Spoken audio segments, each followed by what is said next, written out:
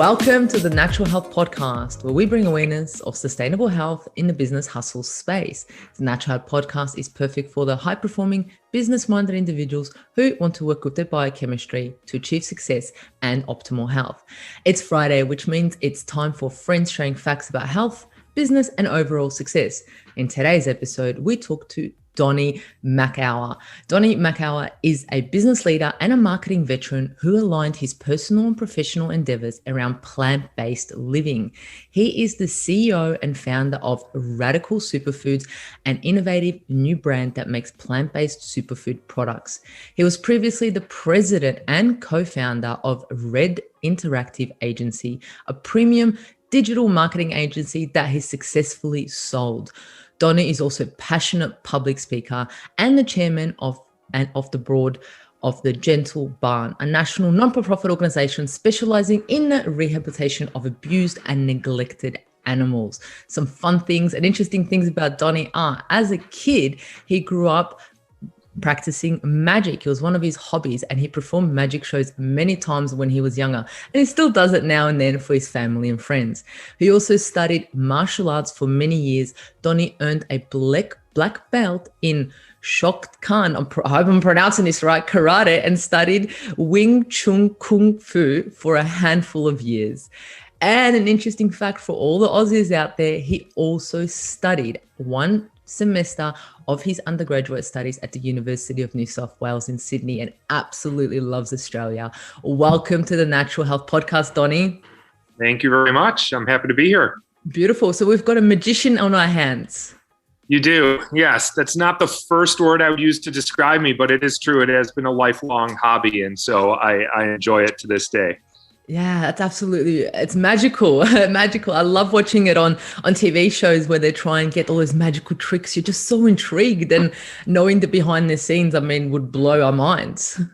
Yeah, it's always been really fun. I started it as a kid and I just loved being able to fool adults. I would fool my parents' friends, and, you know, it became a bit addicting and I kept wanting to learn more tricks. So I did, and just eventually learned many of them. Definitely. And just started performing. Definitely someone to bring along to a party with your magical tricks.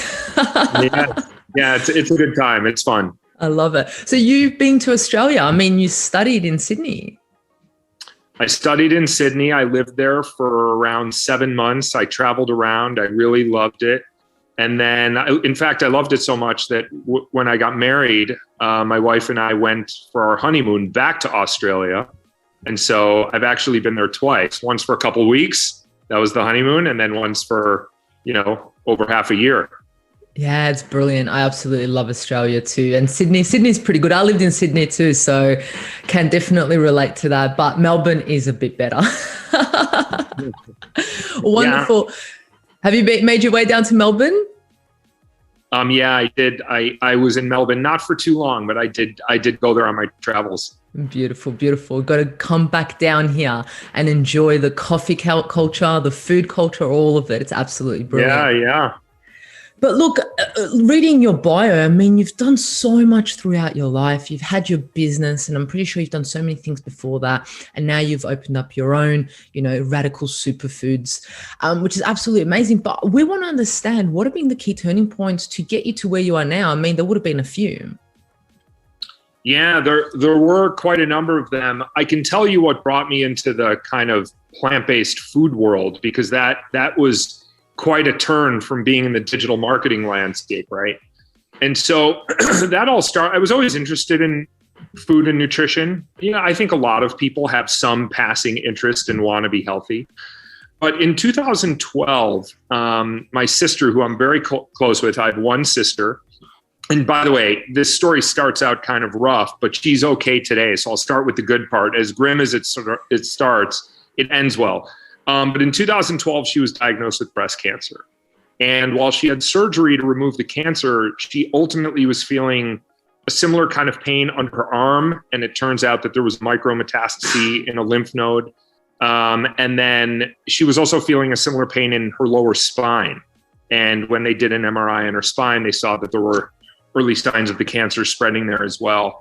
And rather than continuing on with the more typical Western treatments, she went to a wellness center and changed her lifestyle. She adopted a wellness protocol that removed sugars and a lot of junk food. Not that she was a big junk food eater before, but she would remove whatever she needed to, and removed all animal products and just started to consume only whole plant foods and very nutrient rich foods. I mean, she was juicing wheatgrass in the morning and sprouts in the afternoon. And I mean, really, and didn't even eat most sugars, even from fruit. And she followed this for 2 years very strictly. She's still, by the way, plant-based and vegan to this day, but in terms of that level of strict protocol, she followed for 2 years. And she, in fact, halted and reversed her condition. So it just kind of is what first introduced me to the power of food, particularly plant-based food, and put me on a journey to want to learn as much about that topic as possible. What is the optimal human diet? What is the best way to eat? I was already a believer of plant-based eating after seeing that story within my own family. But the more I read, the more I researched, the more I watched, I became more and more of a believer. And I'll kind of end this story with just one last piece where it started as a health-oriented discovery, right? But a little over 3 years ago, I saw another talk that just focused on animal ethics. And I just had no idea, as someone that always felt that I loved animals, I had no idea what it really took to get animal products onto our plate or onto our clothing or in all the manner of ways that we exploit animals. And I was horrified by what I saw. And I started researching that too. And within a day, literally a day, I'd say within 24 hours of watching the talk, I drew a line in the sand and said, I will never again willingly or, want to contribute any money to any kind of animal exploitation. And so that's when I really pivoted my life. Yeah, wow, that is very powerful. I absolutely love that. You watched that, you got the information, and then you decided to switch and make something out of it, because we know that there's so many documentaries out there. We know there's so many movies out there now, but a lot of people watch them and they make a change for maybe 12, 24 hours. But you've just decided and went, no, this is it. This is where I'm drawing the line and I'm moving forward this way. Yeah, that's right. When I was doing it for health, because you might say, well, why didn't you do that after you just learn about the health? When you do it for health, and let's say you eat well 90% of the time, what difference does it make what you eat the extra 10% of the time, right? It's almost like having a cheat day, right? But once you see the suffering at the other end of some of your decisions, the idea of even cheating or deviating just leaves your mind pretty quickly. There's just no reason to do it. And so that's where I really became strict and made substantial changes. Yeah, 100%. Yeah, that's so powerful. And I mean, the audience listening would be thinking a little bit about these things now.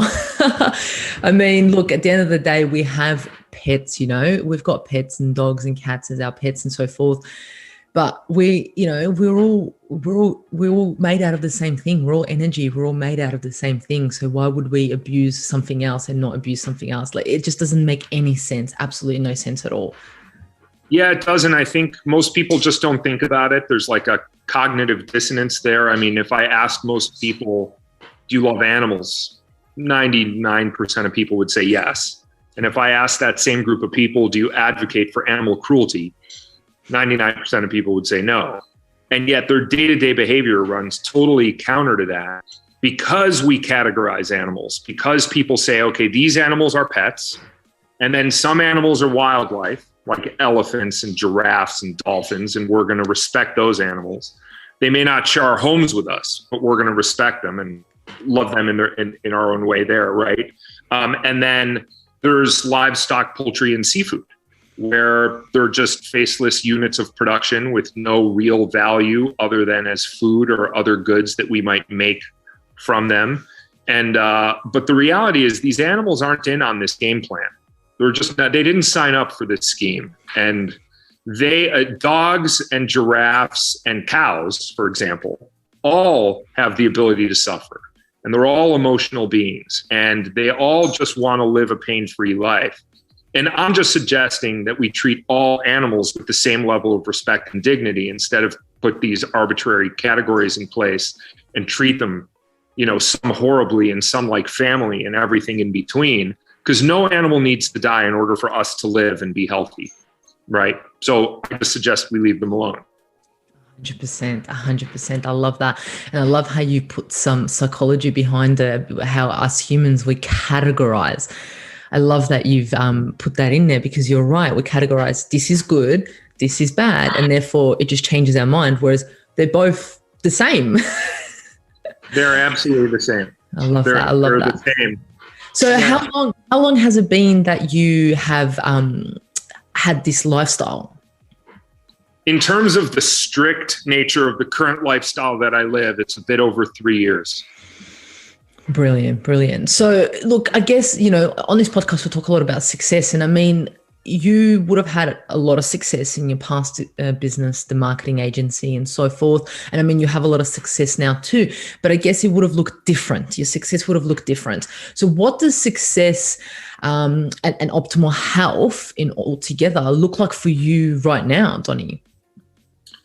Yeah, well, people define success in different ways. I mean, and some of the answers are honestly cliche, because you'll just hear many people repeat these sort of ideas over and over again. But I mean, one of them is certainly loving what you do. The reason that I moved into the plant-based food space is because I'm passionate about plant-based living. I just wanted to put that passion to work. And so I think, one way to be happy is to just do what you love and pursue something that you feel is important and is going to create impact. And certainly health and success are tied together, because it's hard to be successful if you're unhealthy. If you're not feeling well, if you don't have your wits about you, if you don't have clear mind and feel good the vast majority of the time, it's just hard to drive any business forward or any level of success. Yeah, you're so right. You're 100% right. If you don't have that optimal health, I mean, how are you going to lead a team? How are you going to come up with ideas? How are you going to make judgments and ideas yourself? So many errors that can occur. Yeah, that's exactly right.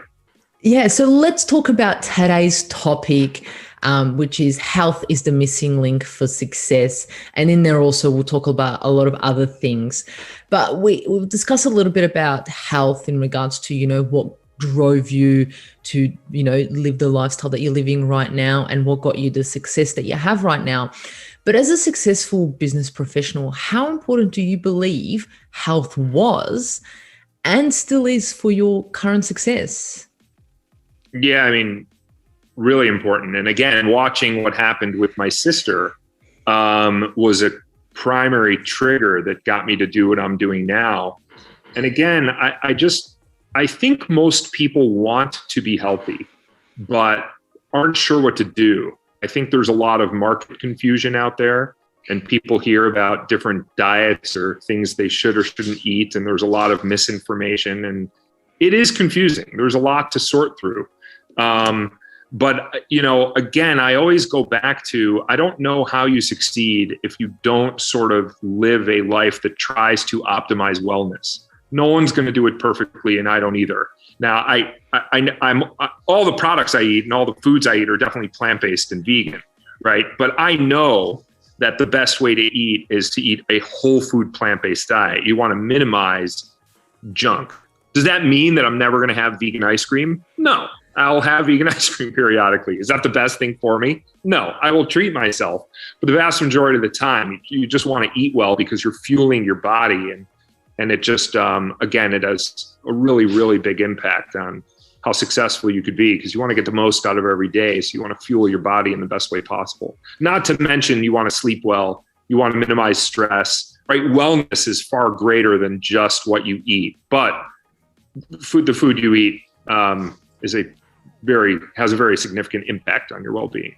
Yeah, and you said something important right there, that we all want to be healthy. I mean, there's not one person that I've ever met that wants to go, hey, Mahela, I really want to be unhealthy, because no one's really ever said that or, thought about that.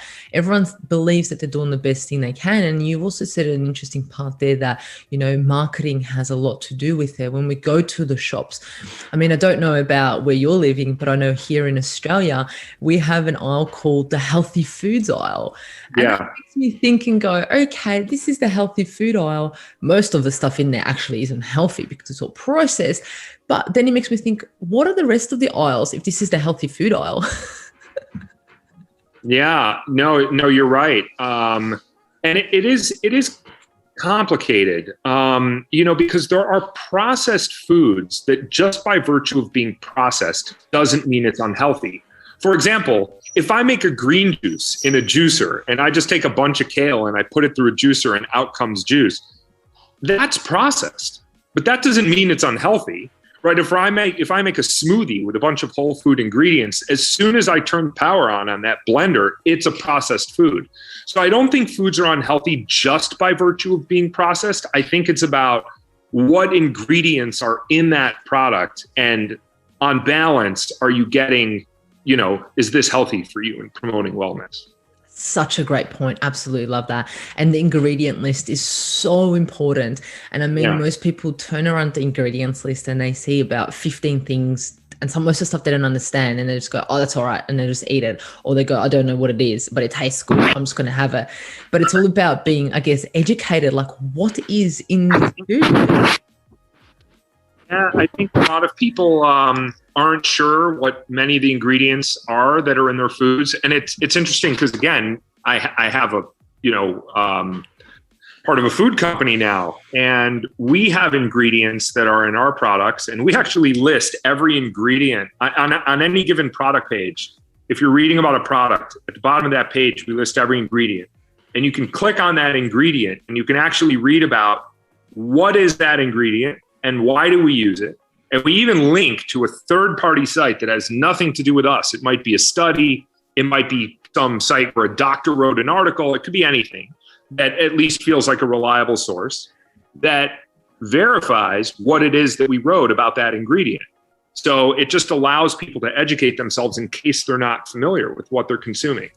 Yeah, 100%. I mean, look, before you jumped on the show, of course, I had a look at Radical Foods, Superfoods. I had to look at it because, I'm all about ingredients. I'm all about giving my audience the best thing. I'm not going to have someone on the Natural Health podcast that doesn't align with my values.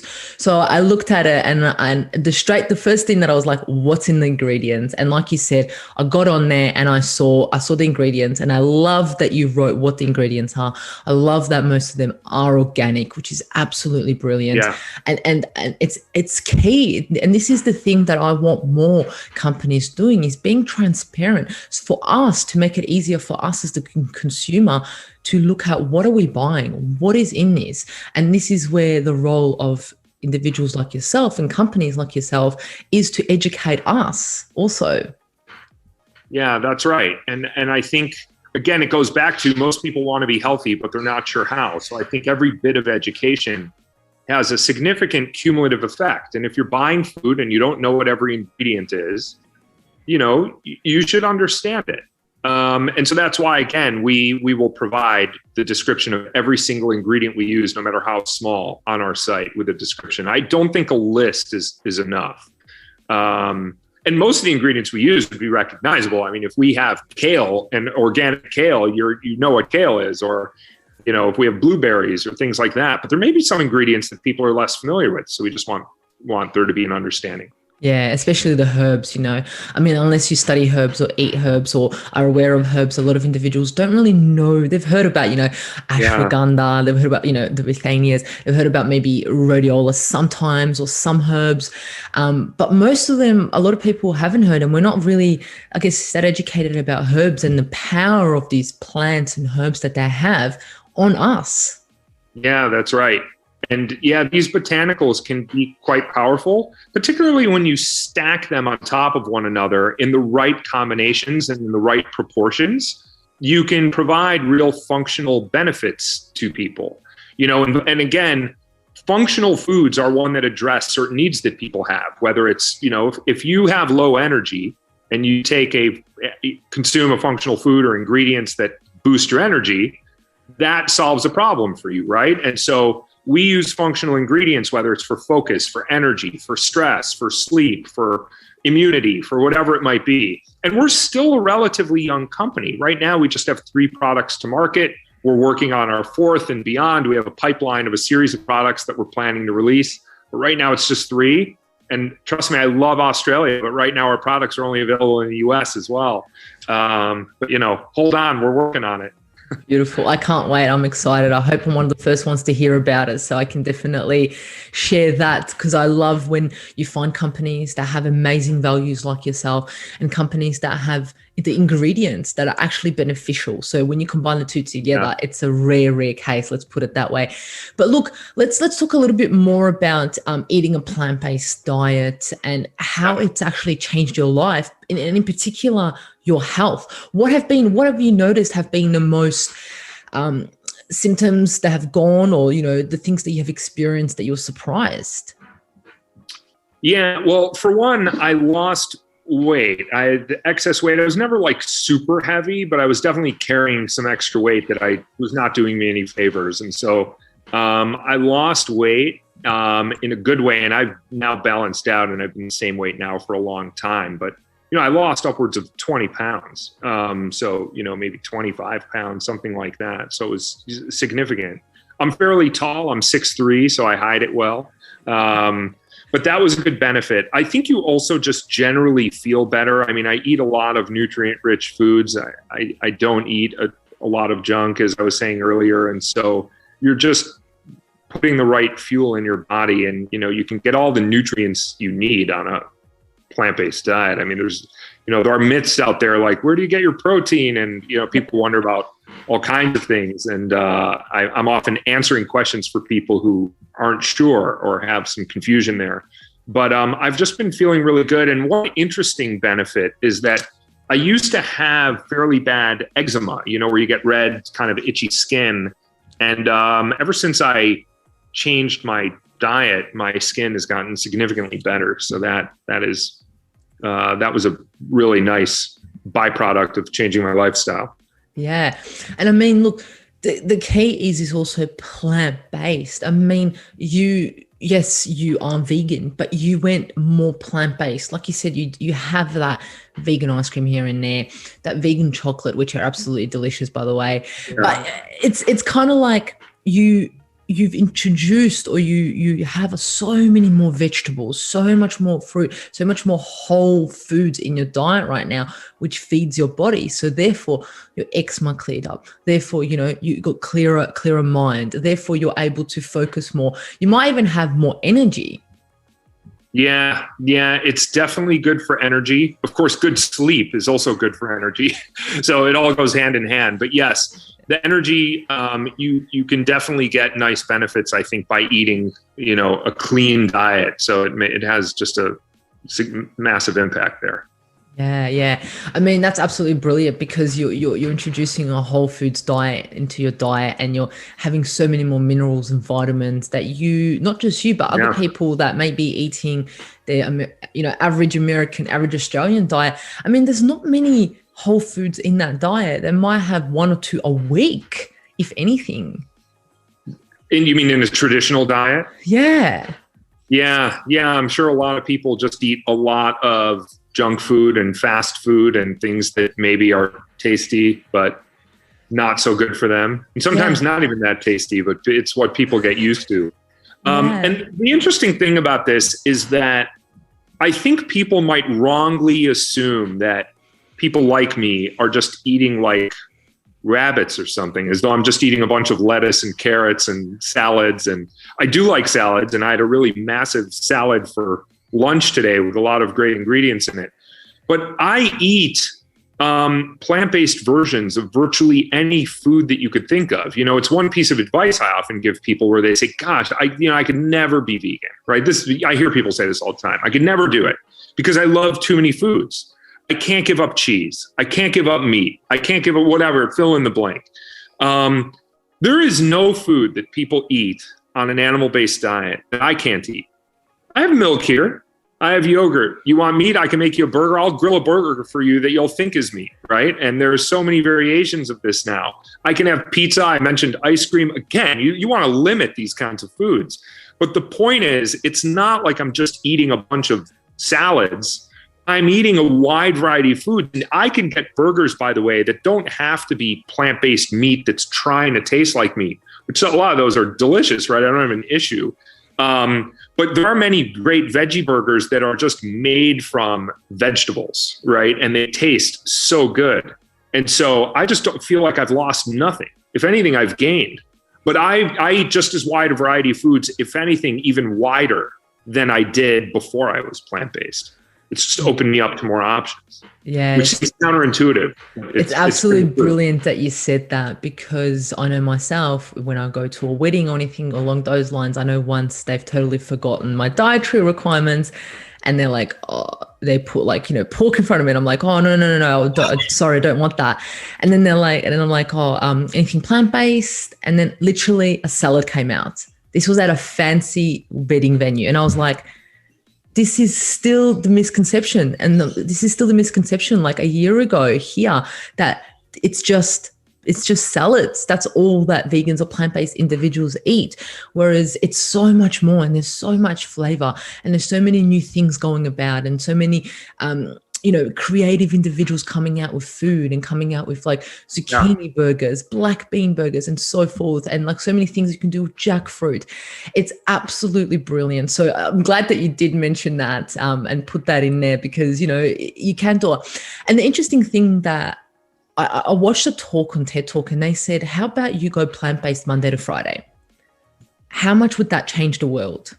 And I was like, that is amazing. What are your thoughts on that?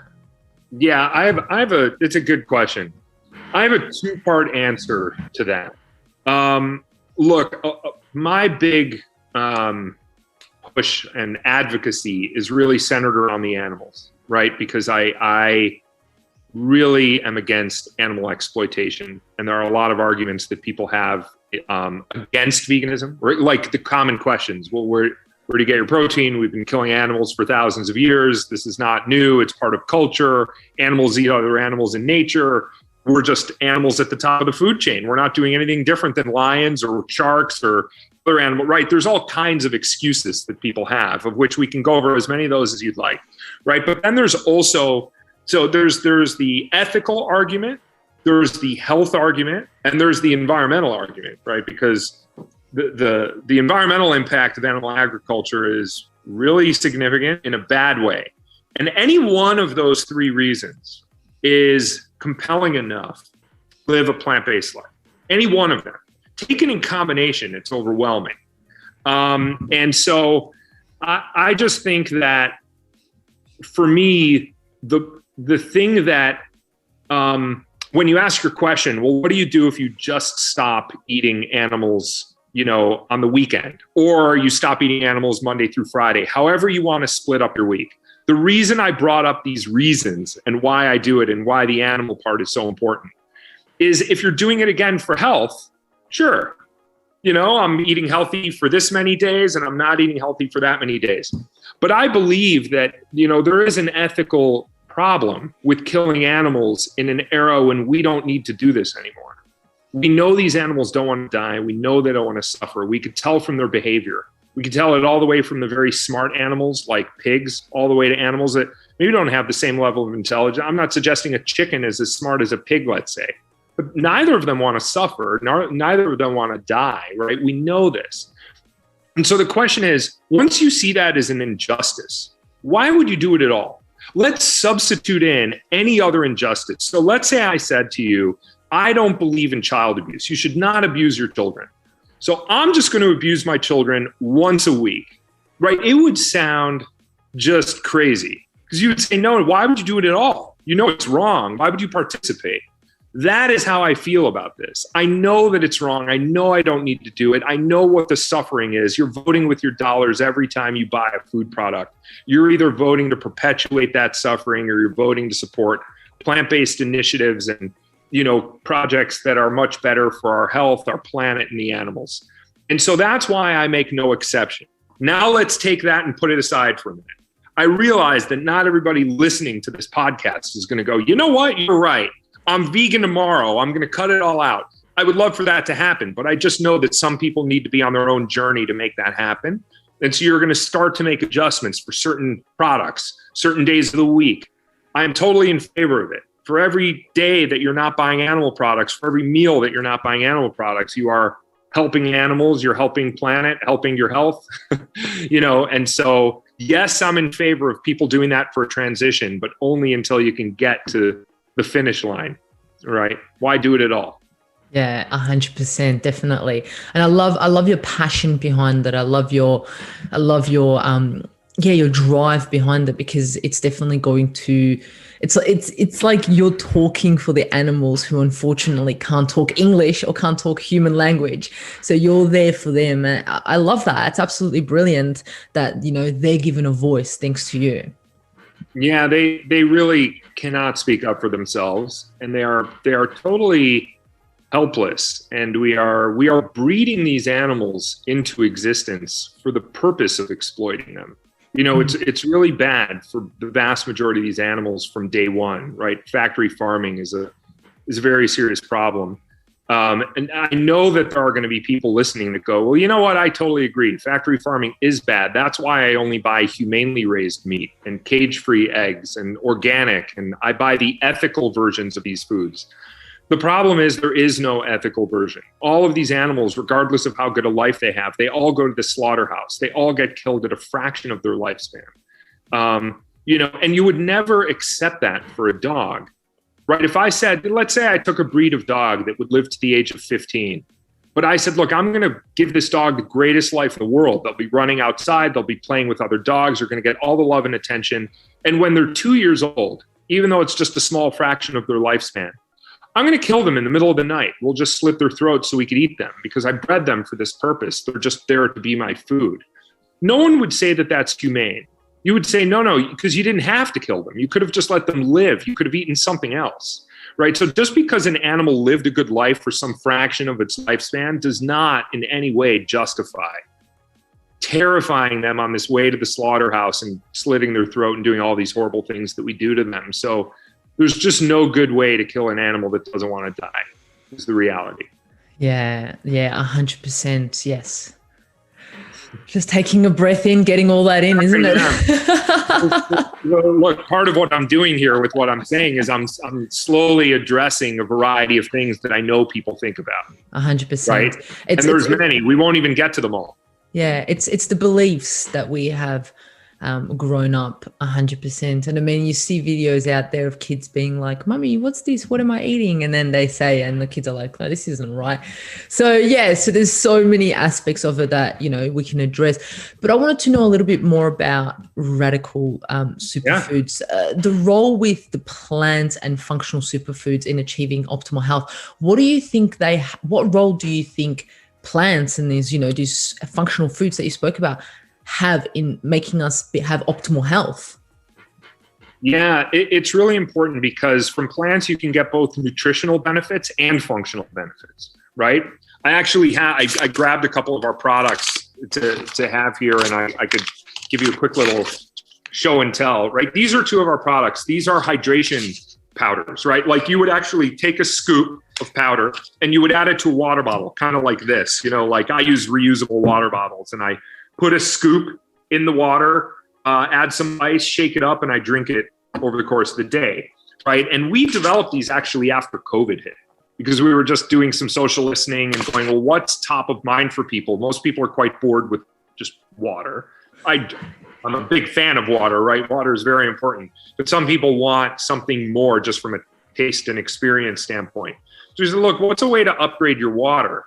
And how do we add some additional value? So, these powders have organic coconut water for added hydration benefits. They have functional botanicals for stress support and, or promoting a sense of calm or immunity or focused energy. I mean, like our immunity blend is a vegan vitamin D3.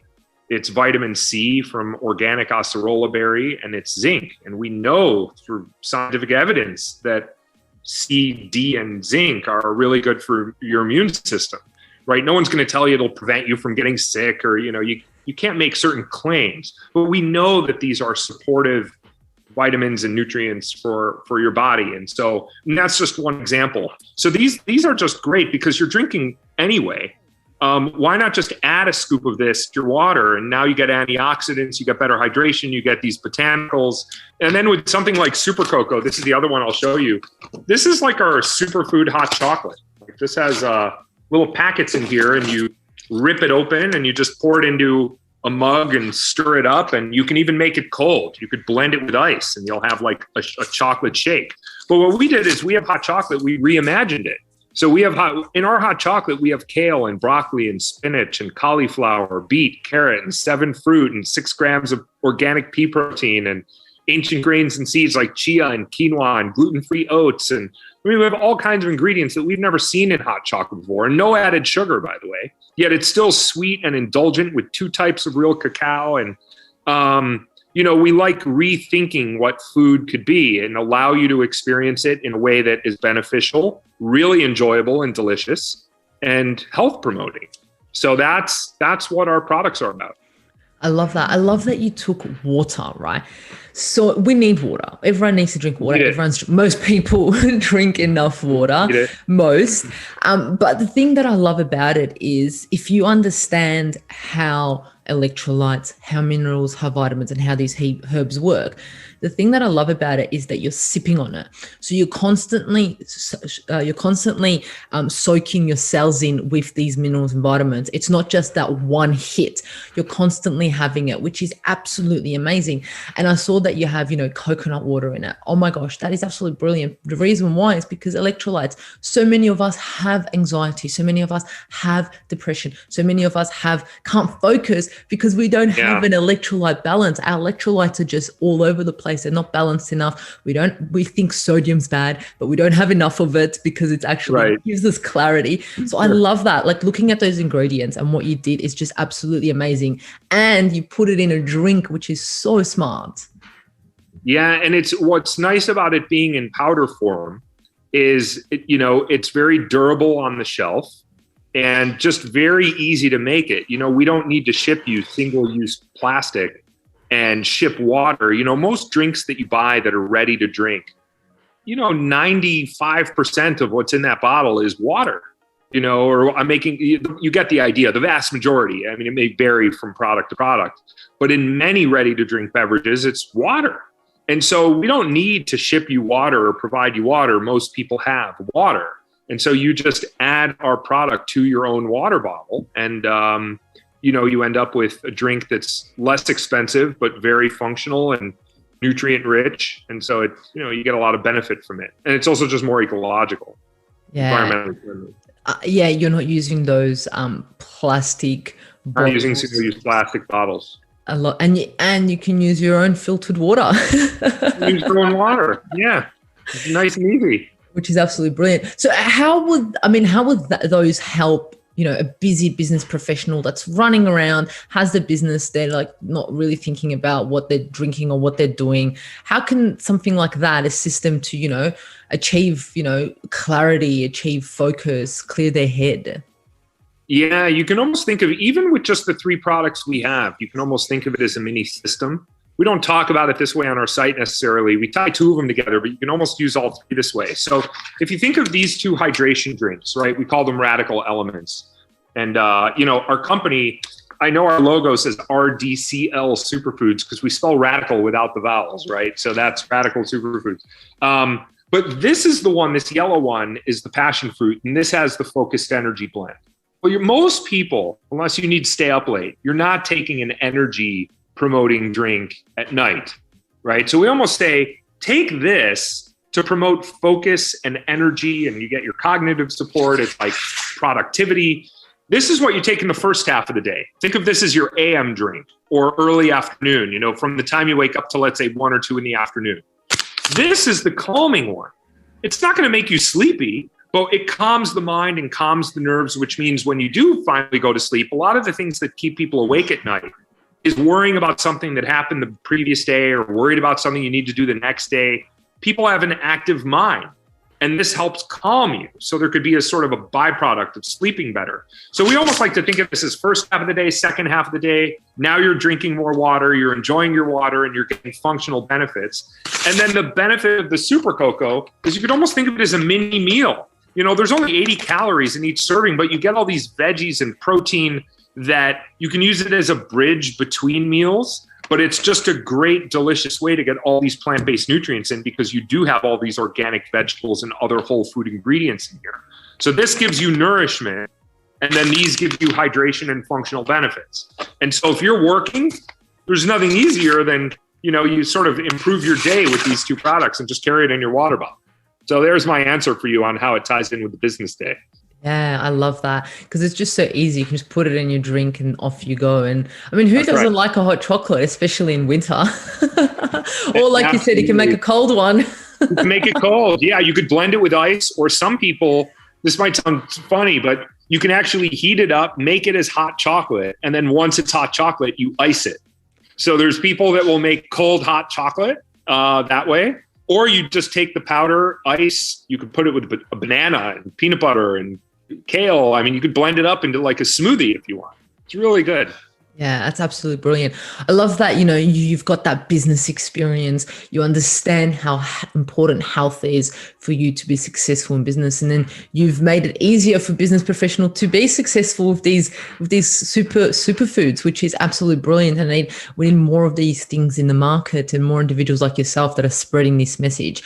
Absolutely love it. So look, I know that you align yourself with teaching people kindness, compassion to animals, to each other, and to our planet, which goes through our talk. You've mentioned about it and spoken about it. So why do you think this is something that everyone should be thinking about? How does, kindness overall for the whole, us to be kind, how does that come in place for us to be good humans? Yeah, there's a couple of things that come to mind there. One, again, I think most people consider themselves to be compassionate, right? Most people are compassionate. But they don't realize, I have a talk that I give called The Blind Spot of Compassion, where I actually talk about this very topic. And compassion really does have a blind spot. And people don't realize how their day-to-day activities really fund practices and perpetuate practices that just are the opposite of compassionate. I mean, there's just so much. The exploitation of animals is so bad that most people would have a really hard time watching any of it, right? I mean, imagine if on this talk right now in this podcast, we said, all right, we're going to pause our conversation and we're going to play a 2-minute video that shows you behind the scenes of what happens in farming. How many people would turn this off? I mean, virtually everybody. How many people would be willing to show it to their kids or their family members? I mean, nobody wants to see it. And whatever people are thinking, it's actually probably even worse than they imagine.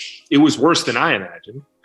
And so I think we want to promote the idea of being kind and being compassionate because it's in alignment with who people think they already are. And just because people are buying animal products, it doesn't mean they're bad people. Most people are good people. They just don't know what they're participating in. I ate animals for most of my life. That didn't make me a bad person. I didn't know. I just wasn't thinking about it. And so I think it's really important for people to be aware.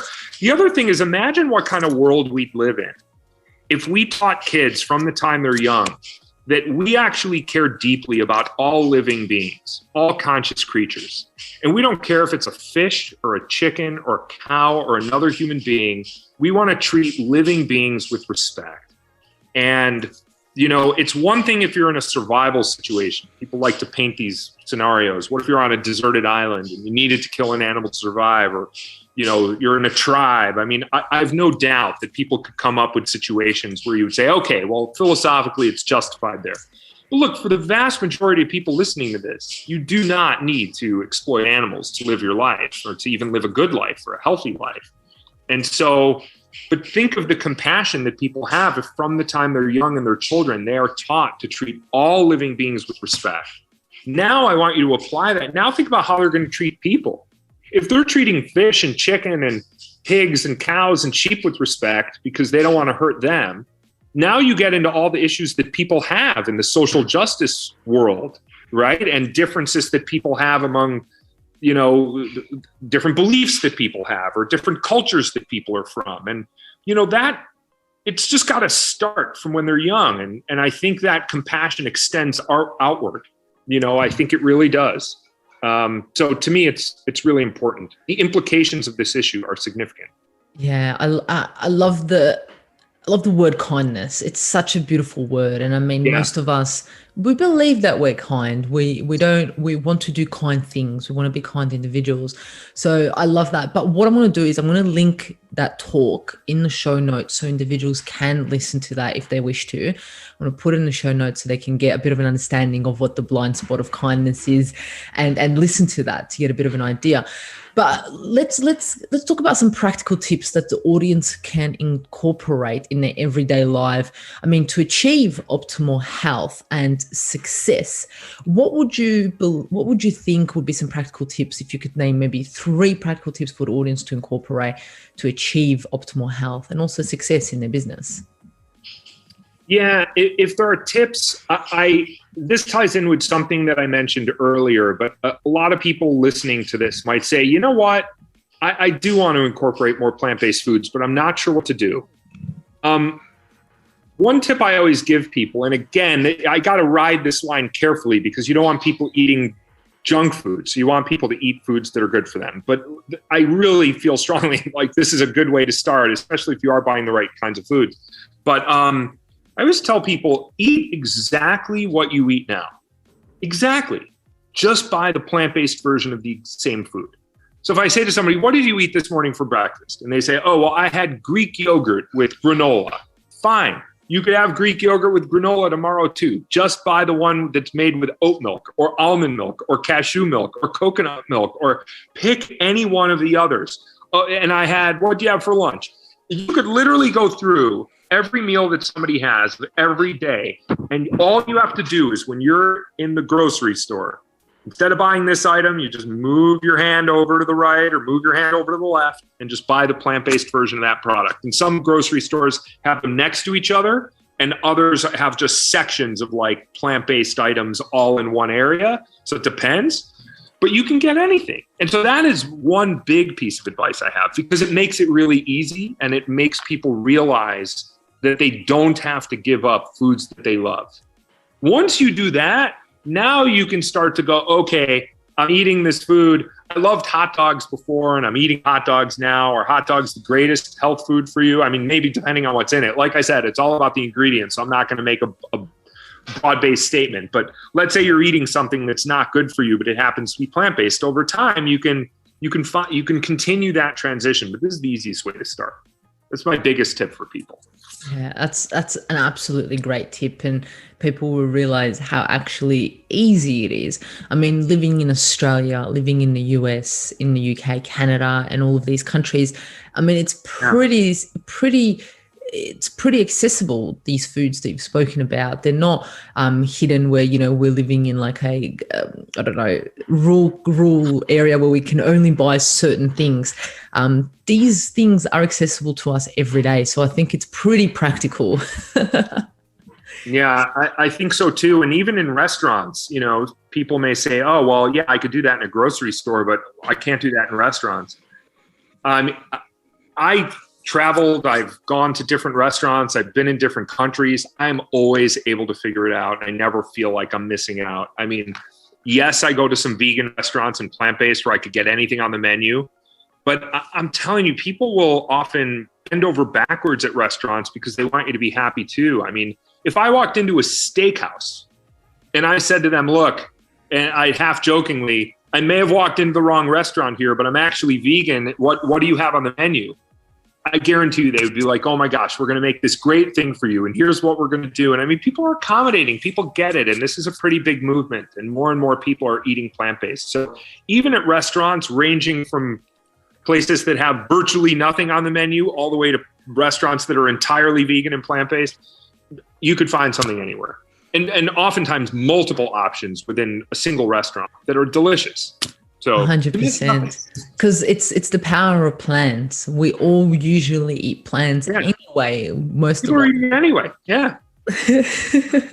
So and that's the thing, it's the power of plants. That's the key thing that we're going to take away from this. It's how powerful these foods actually are for us, and then they're also so powerful for the animals because we're letting animals be animals. We're not letting them be our food. So I love that. So before we end, I wanted to know, what is your secret to being so successful and healthy? I mean, a given is living a plant-based diet, but is there anything else that is a secret to being healthy and successful? And do you have any natural health hacks that you do every day, every week, every month that keeps you living an optimal and successful life? Well, in terms of health hacks, I don't even know that this is a hack. This isn't going to sound overly creative, but while most of the time I'm just eating food, I do love making these crazy superfood smoothies, right? And the reason that I like smoothies, and the reason it even comes to mind when you ask about a hack, is because I can put so many different ingredients in my blender, but I can make that smoothie taste like whatever I want. So let's say I want a chocolate banana peanut butter smoothie. I could put in organic peanut butter. I could put in frozen banana. I could put in my super cocoa powder, right? I can get that flavor. But then I can add like handfuls of kale and spinach and other greens and hemp seeds and flax seeds and chia seeds, and I can put in all kinds of ingredients that when you blend it, a lot of those ingredients that you might think would ruin the smoothie, you don't even taste. They're completely masked by the banana and the dates and whatever else you might put in there. And it's delicious. So the only reason I think of it as a hack is if people are like, God, I want to find a way to get more greens in my diet, for example, but I don't love eating greens. I mean, there's just nothing better than sneaking it into your blender as you're making something anyway. And so I make a lot of smoothies, and I really do love. So we can say you're a bit of a magician in the kitchen too. Not in all aspects of the kitchen. I wish I was, but yes, smoothie magician. Make good smoothies, though. That's one of the things I can make. That's absolutely brilliant.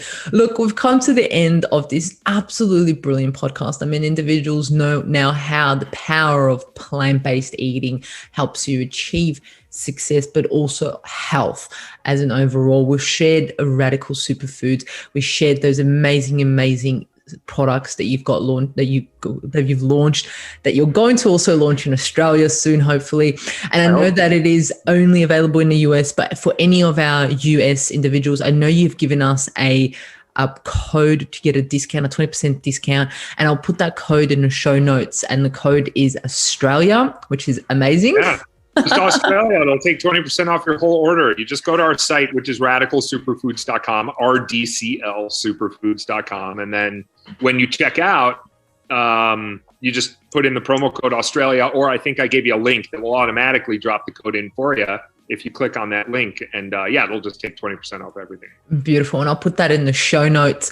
But look, thank you so much for being on this absolutely amazing podcast and sharing so much amazing information with individuals.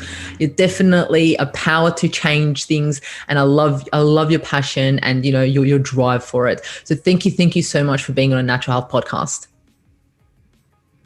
Yeah, thank you for having me. I really enjoyed it. Thank you for joining us at the Natural Health Podcast. And remember, the missing link between failure and success is your health.